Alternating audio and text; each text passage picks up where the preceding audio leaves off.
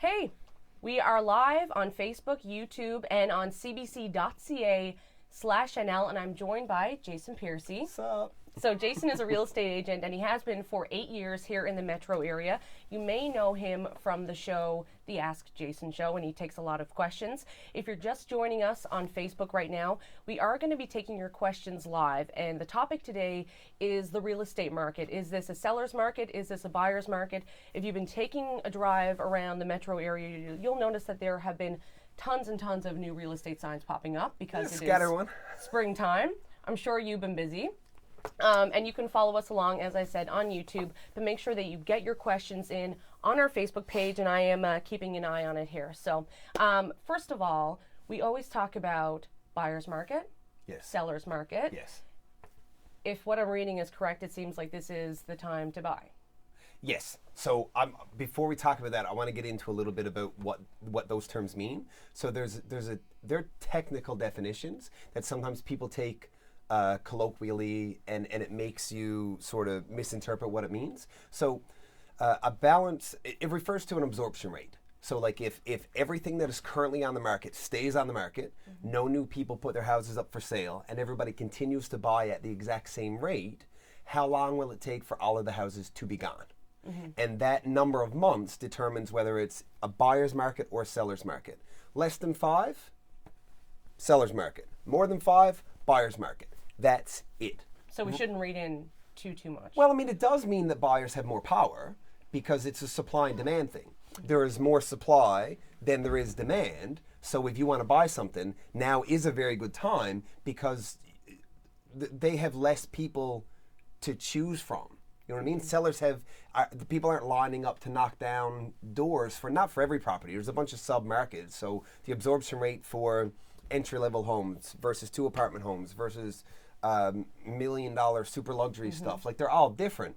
In general, blanket statement, buyers have the power right now. Okay, so if you are a first-time home buyer, I mean, it could be mucky waters. It's one of the biggest things that you'll do in your life. If you do have a question, now's your time to ask.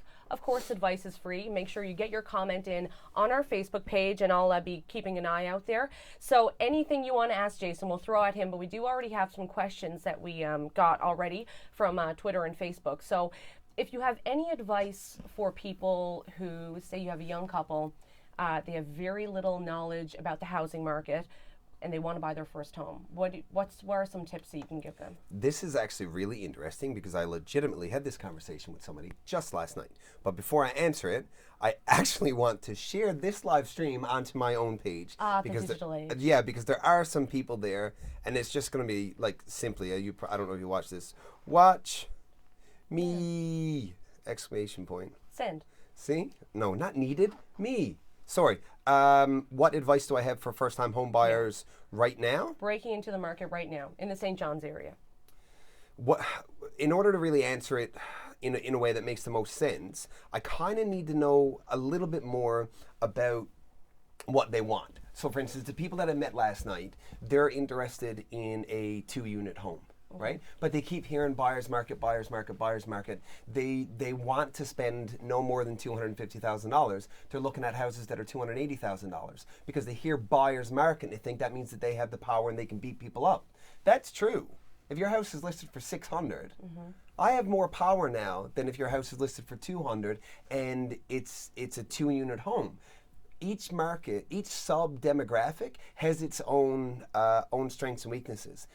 I stop looking at things that are too much money. You don't have the same power in that entry level as you do in the higher order stuff. The higher order stuff is the stuff that's taking the beating in pricing. Right. So that's why I hate this prices down 8% over 2 years foolishness, because that's an average. It doesn't talk about individual submarkets and individual people. So that really, if you see any of my content, that really gets on my nerves. Yeah. So what are the price points, I guess, that are selling the most? Is it the 200 to 300? Is it the 400 to 500? Like, what's staying on the market the longest? It doesn't work like that. And you'll get other realtors who will tell you that it does, because they'll look at the data and they'll say the meat of the market sells between 200 and 275. And there's way less houses that sell between 500 and 600. But like, there's a scale issue there.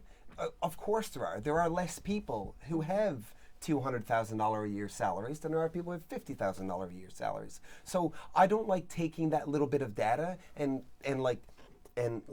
contorting it to make it mean something that's in my best interest, when I can rather answer your questions for you specifically in your zone, in your niche that works for you. Okay, so we have a couple questions coming in, and again, Cool. if you do have a question, let us know. I am keeping an eye on it. This one's from Kieran, and he says, "Hey Jason, what are the key things to look for in a 2-apartment? Positive cash flow, etc." Depends on what your goals are. Do you want cash flow? Do you want long term? Are you going to live there? Are you not going to live there? So, is it a straight up investment? If it's something that you want to do, you want to put your money somewhere safe while you work on your long-term future, then I would be looking for low maintenance costs and an expectation for total value increase over time.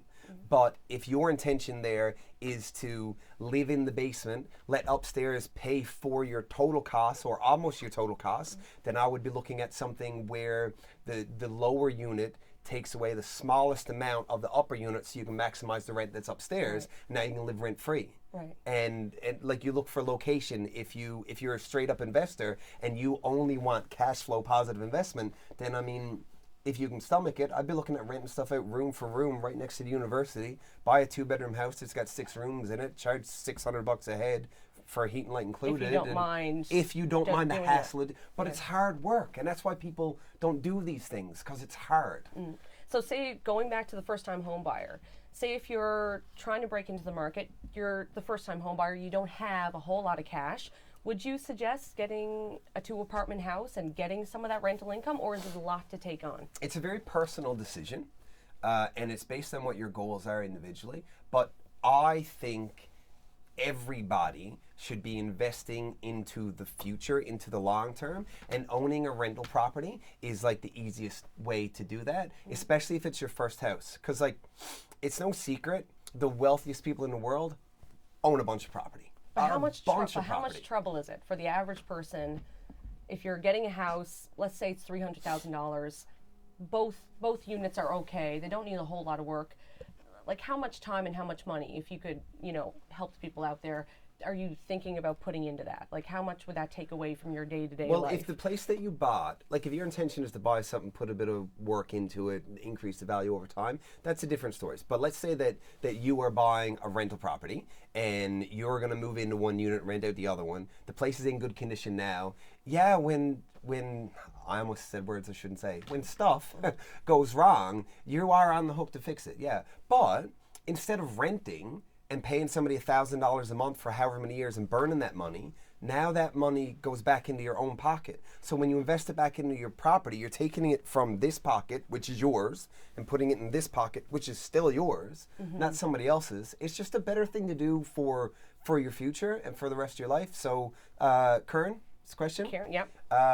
Buy a property that you are going to be happy living in, if you expect to be there for yourself, and one that won't cost you a bunch of money in the long road. So do the due diligence on the quality of the product before you move in. Budget yourself a good 10 to 15% of the rental income monthly to tuck away somewhere else for when the water heater breaks invariably over the next 6 to 7 years. There you go. If you are just joining us right now, we are live on cbc.ca/NL, on Facebook, and on CBCNL's YouTube channel. And today I'm joined by Jason Piercey. He's a real estate agent in the St. John's metro area, and he is taking your questions. Maybe you're a first-time home buyer. Maybe you're looking to get out of the house that you're currently in. Maybe you have a question about rental income.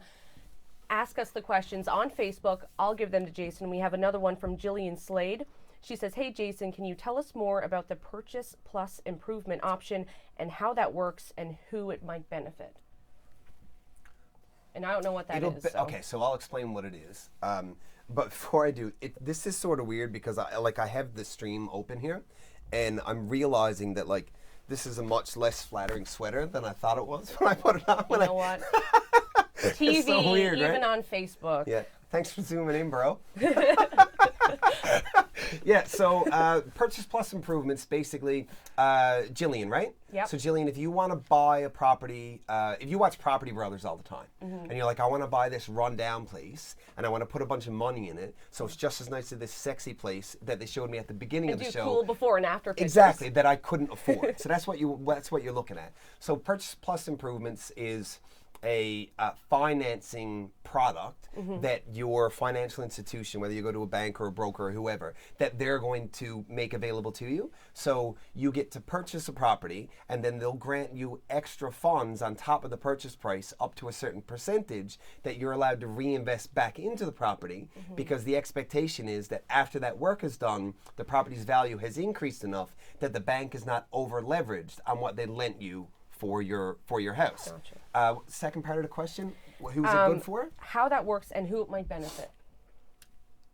It will benefit people who want something really nice that can't afford it and aren't afraid of work. Okay. That sums it up pretty well. Right? We did get some questions beforehand. Yeah. This one's from Kate. There are lots of ads, it seems, about how a mortgage is cheaper than renting, but when the rental market is so expensive, doesn't that mean that the housing market will be just as expensive? I'm not 100% sure that I understand the question, so I'm just going to explain my thoughts on the concept. So right now, I'll say the government, so the people who make the rules about buying and selling houses in Canada, are making it harder for first-time home buyers to buy something. Right. Right? Because there were some changes. Right, Exactly. Yeah. So like changes in the debt service ratio. So like the amount of money of everything that you come in that you're allowed to spend on housing, and the amount of money that the percentage of all of your debt that's allowed to be attributed to spending on housing. So they make it harder for first-time home buyers to get into the market. So if less first-time home buyers are in the market, more of them are renting, rental rates increase. So back to Curran, see, buy a 2-apartment. If you're thinking about it, buy a 2-apartment home, because rental rates aren't going down. They're not going down. What is the rental market like? Because it was really tight for a while, right? Like the vacancy like rate was crazy. less than 1%. It was like maybe 0.5% vacancy rate. And what's it like now? Depends on whether, see, a lot of these surveys that people, this is the thing, see, I hate these statistics that people put in the news because they're not founded and they don't tell you what it means. So like you get somebody like... well, let's give an example, because we do have an example. Royal LePage came out with a survey. They said the median price of a condominium increased by 6.5% to $297,000. Talking about the median price of a bungalow dropped by 4% to $300,000. And I guess it, the overall message from them was that cheaper to buy a house unless it's a condo. So yeah. So what do you think about that? How much should you read into that? Okay, so yes, good question. Before I do that, for anybody who's thinking about the rental thing, because I have a passion for helping people build wealth over time. Before I talk about that, I want to just offer a little distinction. When these reports come out and say that there's 3% vacancy rate, they're surveying big apartment buildings. So Northview, who was the 3rd largest real estate investment trust in Canada, Kelland Properties, have got 1,000 apartment units here in Canada. They're looking at their vacancy rates. They're not looking at all of the 2-bedroom basement apartments on Great Eastern Avenue. Right. So if you're thinking about buying, unless you're going to buy an apartment building, if you're thinking about buying a rental property, those advertised vacancy rates, they're not what you're looking for. Right.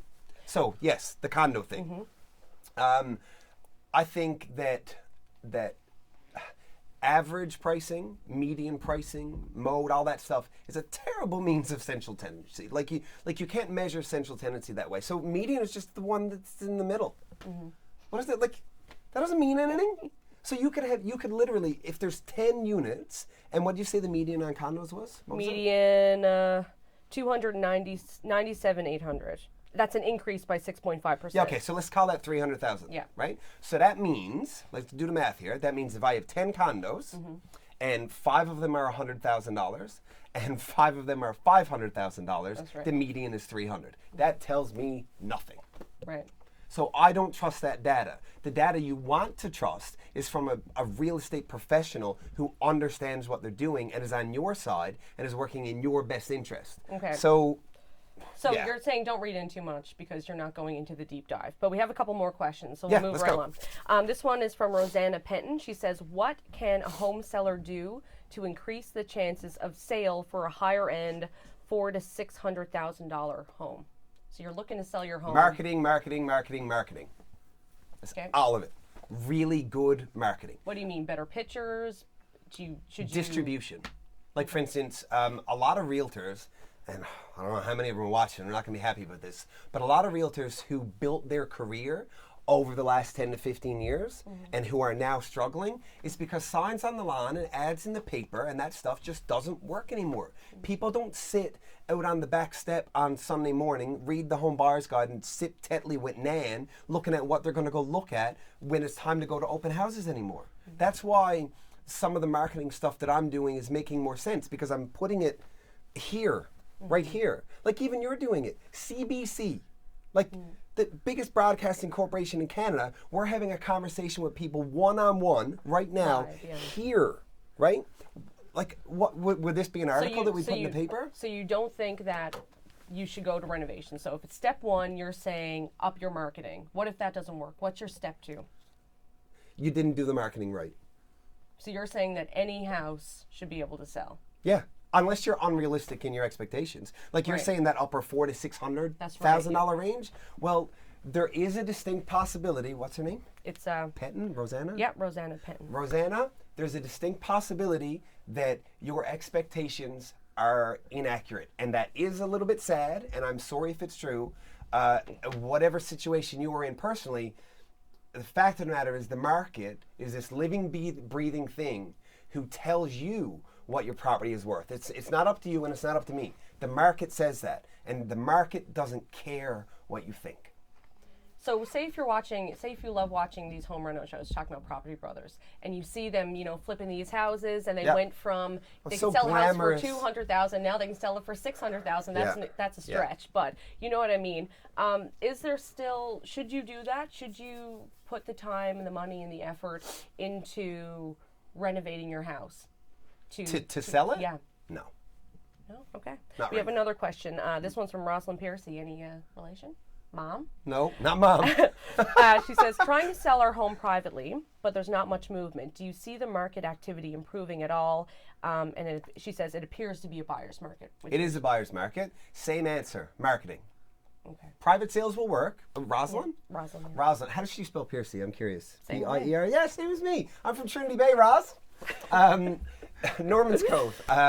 Same answer. Marketing, Rosalind. So here's the way that I look at it. Private sales can save you a ton of money. A ton of money. If you don't have to pay me 5 or 6 or 7 or 3.5% to sell your house, that all goes into your pocket. But I'm an expert marketer. That's why and I don't really like to talk about it because I have a lot of really good friends who are in real estate whose businesses aren't at the peak of their career right now. I happen to be doing fairly well at this particular moment in my life. And it's probably because I understand how to market in 2007, not in 2009. So my recommendation, Rosalind, is to figure out where people are paying attention, which, by the way, is here and nowhere else, and put it in front of them here. And if you don't know how to do that, then I know this is a little bit forward, and I don't want it to come out wrong. That means that you're not supposed to do it, and that's why there are people like me whose job it is to do it. Because what I'll do for your house is I'll walk around, and I say me, but what I really mean is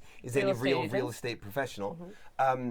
I'll walk around your house. I'll determine who the most likely buyer is. I'll reverse engineer that buyer through all of their behavior and activities that they do across Instagram and Facebook. And if you don't think they know that you spoke to your friend 2 weeks ago about when you were going to the baby shower, then you're just wrong, because Mark Zuckerberg knows that. And then I'm going to put this in front of your face before you know you're looking for me. I will find you. And that's how you sell stuff today. So I am not surprised that your private sale is not successful. Also, just coincidence. Rosalind says that her husband is from Trinity Bay, so you guys probably related. What's your husband's name, Ross? Okay, we'll get to that. We have another question from Cody Murphy. How much does a prospective first-time home buyer need to have to buy? For example, saw a suitable listing of a house for $239,000 the other day, but what if I wanted to build instead? That's a great question. How much do you need before you take that gamble? Okay, so Cody, Cody, are you talking about cash in hand, like for your down payment, your closing costs, and paying your lawyer and stuff? Let's say it or is, you're like, the talking whole about package. leverageable money. Let's say you have very little knowledge. You're breaking into the market. You need your closing costs. You need your down payment. What do you go to need? a finance professional, find out how much money you actually have that the bank will allow you to leverage, right? So find out how much money you're allowed to spend. Don't spend all of it, but just don't. Like, he's looking at 239. Yeah. If the bank tells you that you have 265 that you're allowed to borrow and spend, still buy 239. Because what happens if something goes wrong? Or what happens if you need to go buy a new car? Now you're maxed and nobody's going to give you any money. So don't spend all of your money on that, whatever the number is, but go to a really good mortgage professional. I have several that I trust, and budget about 6.5% of the total purchase price for your down payment, minimum down payment, if you only want to put 5 points down, plus your closing costs. You got to pay to register the mortgage, register the deed. You got to pay a lawyer, got to pay a home inspector, all of that stuff. Right. Yeah. And he also said, like, is this a good time to build from scratch, or is it better for a first-time home buyer to break into the market in the $200,000 to $300,000 range? It's going to depend entirely on what you want out of your home, how long you intend to stay there, and very honestly, how much money you have. And maybe you don't know this, what's the average cost of like a building lot in St. John's now? Too much. So it would cost about that, wouldn't it? I mean, if you're in St. John's, you're going to be hard pressed to find anything that's less than $120,000 or $115,000. And then you have to build a house on top of it. Yeah, and then you're going to spend, like, he wants a $230,000 house. He was looking at one around there. Yeah, so like, you're going to spend half of that on a piece of land, dude. Like, I'm sorry, that might not be the right move for you, but it doesn't mean you can't get into something new in that price point. You're just not going to do it in, like, St. John's. Like, that's going to be very difficult. But there are options out there that are pretty close to that. Right. But like on the Ask Jason show last night, I started by going live and saying to people, do you want me to answer this question about how there's no such thing as a bad market? Or do you want me to answer this question about how every single lot in and around St. John's is still overpriced? And they wanted the no bad market question, so I answered that. But yeah, land costs too much money here. Sorry, all you big fancy pants developers. Let's go into that then. Why is it overpriced? Because most of it's owned by the same small group of people. And they can. That's it. You know, like they can, right? Like the cameraman's laughing. Ted, right? Ted's shocked. Ted knows it's true. Okay, we have another question now from Amy Drover. She says there are no decent houses, newer or in a good neighborhood. I thought she was going to say realtors. I nearly spit my coffee out. That would be great.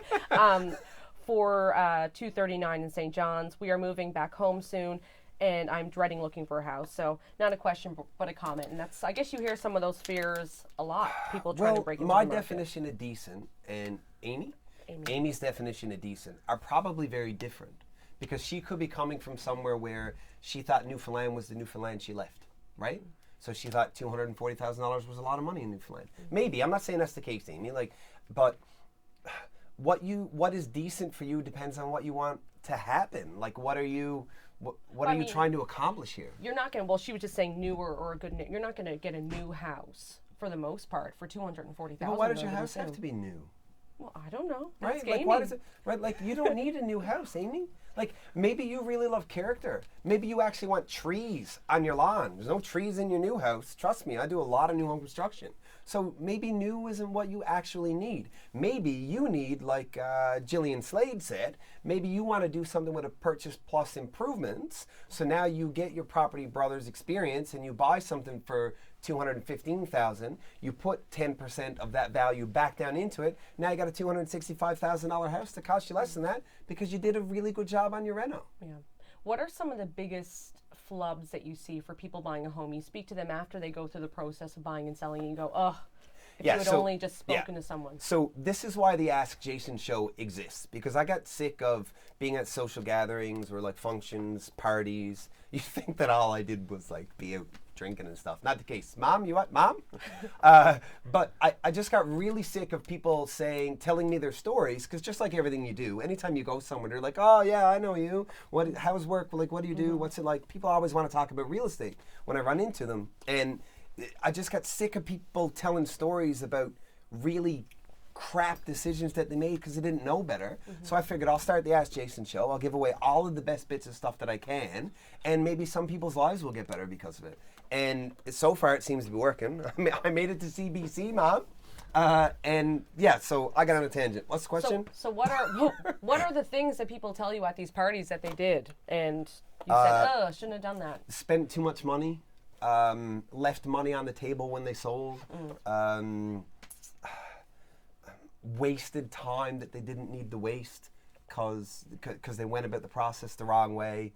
Got caught up in a poor situation. Now they had deficiencies on the house because they didn't hire either any or the right home inspector. Right. The list is forever. Every one of the 23 episodes of the Ask Jason show is because somebody did that thing and it hurt them. All right, so if you are just joining us right now, we are live on cbc.ca/NL YouTube, and we are taking questions on Facebook. So if you are on Facebook right now, put a comment below, and we'll pass it along to Jason. He's a real estate agent with Keller Williams. I'm Ariana Kelland, and we just heard back from Amy, who just made a comment about she's trying to move back to Newfoundland, and she can't find a house that's newer in a good neighborhood. But she says the house doesn't have to be brand new. But that's some of the struggles that she is breaking to the market. Then you should find a way to contact somebody that you think you're going to be able to trust to search on your behalf, because wherever you are, your feet aren't on the ground here, and chances are a professional in our local market has a better feel for what's happening today than you do. So I would outsource your frustrating search to somebody who is maybe a little bit more capable of navigating the waters than you are from wherever you are. And we are getting a couple more questions there, but I want to talk to you about Galway for 1 second. So I'm going to get in trouble for big new development. Big new development. There's a lot of hype around it because Costco is going to go there. Yeah. Do you see that becoming a hot? I mean, we see that. I know you said there's no such thing as a bad market, but I mean, I'll qualify what I mean by that. Yes. And then continue the Galway conversation, because I do want to talk about that. What I mean by there being no bad market is because, just as in life, everywhere else, in every situation, you have people who come out of it higher than the other side, right? So to be very drastic about it and very blunt and cutthroat about it, there are winners and there are losers. It doesn't mean, you're a loser, you got no friends. It means in this particular engagement, it went better for the other side. So every market, whether leaning towards buyers or leaning towards sellers, one of them, I mean, you can get deals that are very close to perfect for everybody, but there's always going to be somebody who's got the edge. So that's what buyer market and seller market means, right? So when I say there's no such thing as a bad market, what I mean is that as long as deals are getting done, it's a good market. Right. But So there someone are will always have trades the upper happening. hand. Sure. Yeah. But it's just like everything else. Like if you go into a job interview and there's you and 9 other people, there's only one job, you got 1 winner and 9 losers. Like, and that's just the way, there's no participation medal in real life, right? So I hope somebody quotes that. So yeah, that's how I feel about that, and that parlays into that's the no bad. A bad market would be one that doesn't exist. Right. If nobody buys and sells anything, bad market. Right. So back to Galway. So Yes. of course, Denny Williams development. Yes. Doing things a little bit differently. And when I say differently, I mean differently for Newfoundland and Labrador. Because the way the rest of the civilized world does it. That's right. Yeah. So the idea of having, I guess, for a lack of a better word, cookie cutter neighborhoods, and having, doors and colors that match, and making sure that there's trees on every lawn, and you have a neighborhood feel with, coffee shops on corners. That's something that happens everywhere else in every other province, but it's not really something that is big in St. John's. They're advertising now. What do you think that's going to look like in 10 years? Will they be able to sell it out? Because some of the houses, of course, are quite expensive. Yes. The ones they're selling now are quite expensive, but they'll be like apartment buildings, and they'll be duplexes, and they'll be like little neighborhood places where Nan can live, and it'll actually be like a community. It'll be really, really nice. Now, that's not today. Today, the only people talking about Galway are the people whose job it is to talk about Galway. But that's because it's the beginning, right? There's not like you don't go downtown and have dinner and everybody at every table is talking about Galway. Like, it's not, it's so early in that. But Mr. Williams is like long term. He understands that patience is required to deploy across something that costs this much money and time and effort to become profitable. So he's not looking to make money tomorrow. He's like, this is the next 20 years of my life. This is a legacy. This is redefining urban living in St. John's. So yeah, the listings that are up there now are $500,000 and $600,000, but there are still people who buy those houses. And that would be a draw. I would think so. In at ground level, yeah. I have a couple more questions we'll try to get to. Robert Colburn that asks, and thank you for asking a question, we appreciate it. When you are bidding on a house, what's a reasonable percent to offer below the asking price in today's market? Not a good question. And What I was going to say, it is a good question. No, it's not though, and I'll tell you why. So like if you and I are going to shop for a house, I'm helping you buy a house. I am myself doing a market analysis of the property that you have told me you want to buy. Okay? It's not asking prices don't mean anything. Asking prices are guidelines for what a seller's expectations are. They have zero impact on market value. But wouldn't you scare someone off if you bid too low? If you bid way too low and you scare them off, or should if you take have a house the for gamble? sale for $300,000 and I determine with my buyer that it's actually worth $275 and we offer $275 and it scares us off, I don't care, because I'm not going to let my guy overpay $25,000 for it. Right. So Robert, the better question is, does your realtor do the due diligence to determine the value of the properties that you're looking at? Because what a seller wants to sell it for is irrelevant. The market don't care, you don't care, the realtor don't care. If he's a good realtor, or she's a good realtor, rather. Or not rather, I mean, not all realtors are girls. I think you know what I'm saying, Rob. So, it doesn't matter. There's an average, like the board average probably sells their listings at like, I don't know, 94.5% of asking price. I sell mine closer to like 98.5 or 99% of asking price. But that's because I'm pricing it at the right price. Like I want my sellers to put their house up for sale for how much it's worth. Right. I don't like that whole add $15,000 for a negotiation on it. And then you're going to end up selling it for about what for it's the worth same anyway. price I told you to begin with. We have a comment from Jamie Karamas, going back to the Galway thing. Yeah. She says, I don't know about the rest of you, but I lived on the mainland for 8 years in a cookie cutter neighborhood. I hated it, hated the bland colors, hated the fact that I couldn't have a clothesline and that my fence had to be painted a certain color that, by the way, didn't match my house. I love the character in Newfoundland and Labrador. Please don't change it. And of course, I mean, how could we trade in our jelly bean row houses for,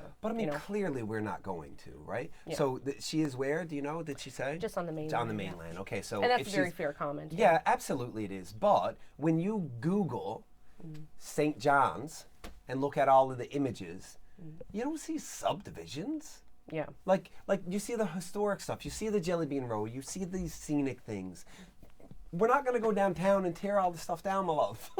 like this is another thing that we don't have that we should have that's actually good for us. It doesn't mean everything is going to be like that. Thank you so much for that comment. Dylan Sheldon, he has a question about marketing, which you're really into. Thoughts on drone photography for marketing a home? Is it worth it? If the drone can help you tell a story about the use of the property that you could not tell without the drone, then the drone will be worth it. So you're saying maybe if the property is bigger, property or if is there's something that you expansive need to look at or- the landscape of it or something. Yeah, like like that. if the selling features of the property aren't visible in another way or are less visible in another way, then you should use a drone to demonstrate that value. But just an overhead footage kind of, let's see what this looks like, that's no good. Right. I can get that on Google Maps. You need to use that then to tell a story that evokes emotion from people so that they feel an attachment to the property. Right. So put some like sad songs underneath it. I'm just kidding. Don't do that. We have another question now from Leanne. I paid $348,000 5 years ago. The home is now valued at $339,000, so it went down slightly. When do you think the market will rebound, and when would be a good time to sell in the future? Says who? You paid $348 for it 5 years ago, and now you're saying it's valued at $340. Says who? Right? Did you hire your bank to do an appraisal because you refinanced your home? Because the bank's appraisal determines how much money they get to lend you. not how much your thing would sell for. So their appraisal is based on how much interest they get to take from you from the next 25 years. So like that doesn't determine your actual value. So I can't actually answer that question unless I know who told her 340 is accurate. Because I don't know, maybe it's not. Yeah, unless it's just her St. John's, I would assume, appraisal. I would assume. Like the city assessment. I'm assuming. Pay your taxes and throw it in the garbage. It's not relevant to your property value. Another question from Sarah B. Do houses on the low end of the price range sell before they even get posted online? Is the turnover that quick? Some might.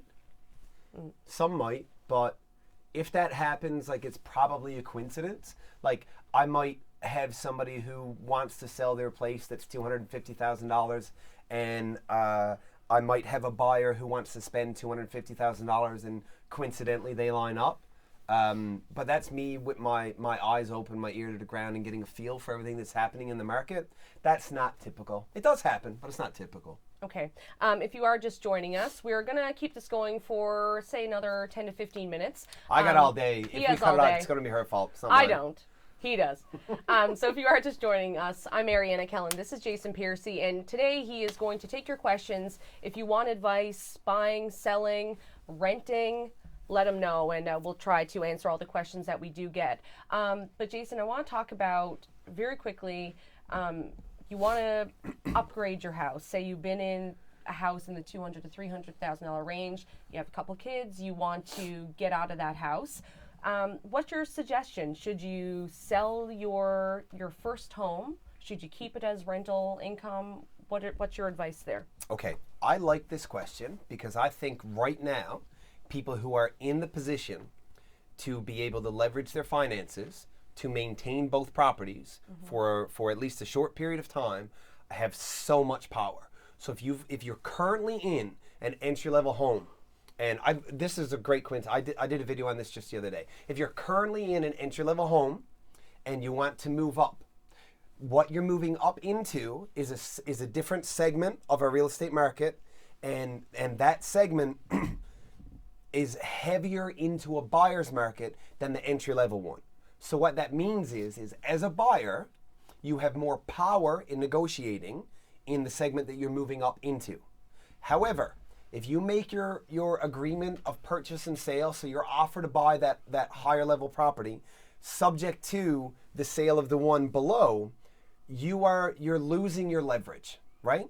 So if the bank will allow you to keep the other one, at least keep the other one until the sale closes. Because let's just imagine for a second that I'm helping you buy this $400,000 house and helping you sell your $250,000 house. Statistically speaking, the likelihood your $250,000 house sells is much higher than the likelihood the $400,000 house sells. So let's just say I'm a really good negotiator for buyers, and I tell you don't sell the lower level house because it takes away your power. Now let's beat up the guy who owns the $400,000 house and get you 15 grand off of that. Now, rent out your $250,000 house for $1,500 a month.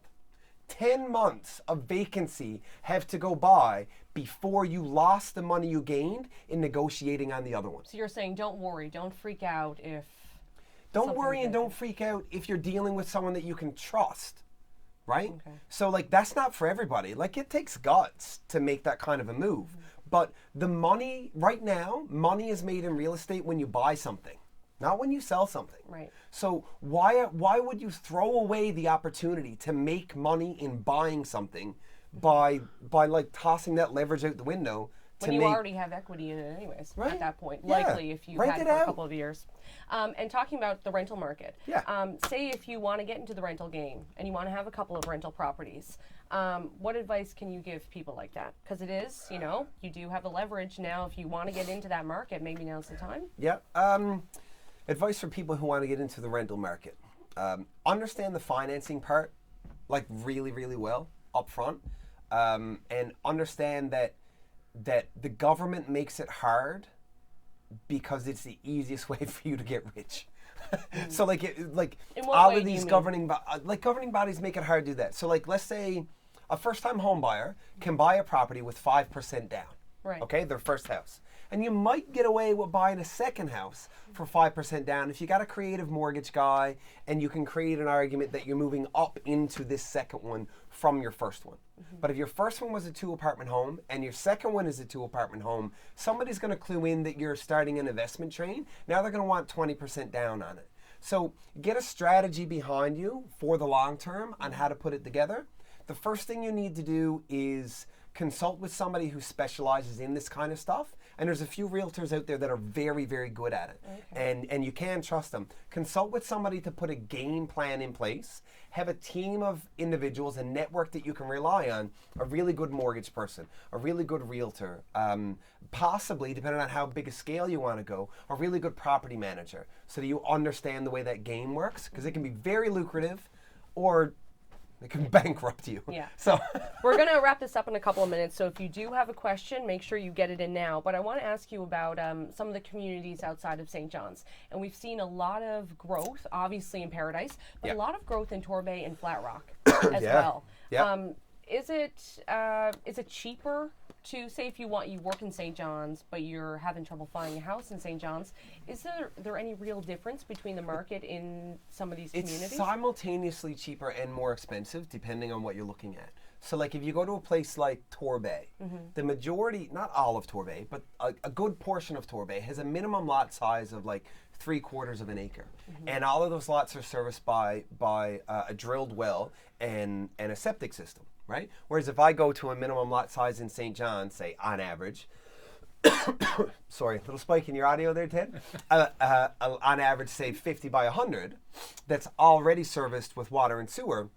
Even if the lots are exactly the same price, now in Torbay, I got another $25,000 just to be able to flush a toilet, right? So like the average purchase price in places like Torbay and Logie Bay is actually higher because everything is on bigger lots. Yeah, and you also have the scenic, you can look out your window in a lot of spots, or you're not that far away from, going to a beach or going on a walking trail or something like that. How about Paradise? The taxes are way lower, though, in a place like that than they are in the city of St. John's. That's right, so maybe it does even itself out. Paradise is a great place to buy right now.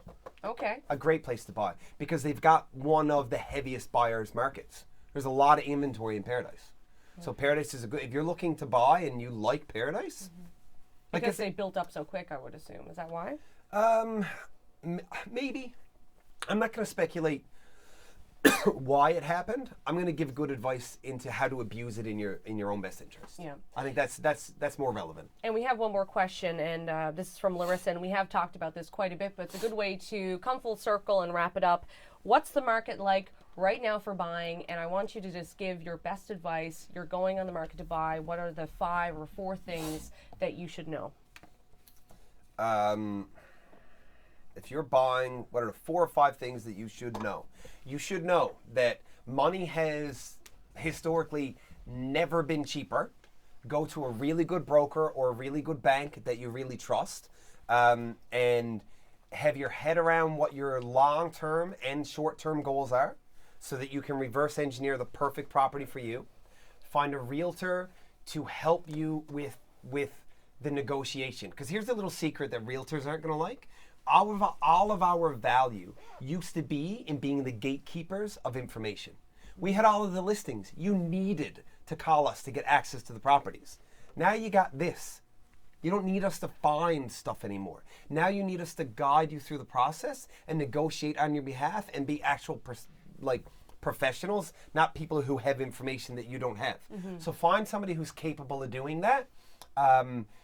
Be patient and urgent at exactly the same time. And what I mean by that is don't rush into a decision, right? Don't necessarily think you have to do it today. But at the same time, so have patience, but at the same time, don't listen to that stupid adage that you can't buy the first house you see. That's foolish. If you love the first house you see, and all of the data suggests that it's the right one for you, why would you go walk around for another 60 days and then come back and it's gone? You'll hate yourself for it. Don't do that. So we're going to wrap this up with one more question, this one from a YouTube commenter, Tony. So thanks, Tony. He says, hello, there is waterfront or a house with a view at a premium? If so, I assume. How much more would I expect to pay? if you have that awesome view, say if you are in Torbay, Flat Rock, and you're by the water. Yeah, there's almost not enough information to. It doesn't make the house more. The house is the house is the house. Like if we look at it from a new home construction standpoint, other than different municipalities like charging different fees to build in their town or city or whatever, the land value is what changes. But like, it's so hard to know. What's the condition of the house? What are you comparing it to? Like, are you talking about? Say if it's like, an average house, just for the sake of clarity. Say if you have an average house. As an average house. But let me just say, it's $300,000 house. Say it's 20 years old. You have one in St. John's. Yeah. That's, on a nice lot, but you have one in St. John's overlooking the water somewhere. Well, that one by the water You're gonna automatically hate this go up. answer. What's his name? Tony? Tony, you're gonna hate this answer. Sorry, bro. Feel free to look me up and call me and ask me more specifically. Between $5,000 and $50,000. Real estate agents. What there's no way to know. There's not enough info. Sorry, buddy. We're going to wrap it up. Thank you so much. If you had a question, a comment, we really do appreciate it. This is Jason Piercey. You can check him out on Facebook, The Ask Jason Show. He's a real estate agent with Keller Williams. I'm Ariana Kelland, and we'll see you next time. Thank you.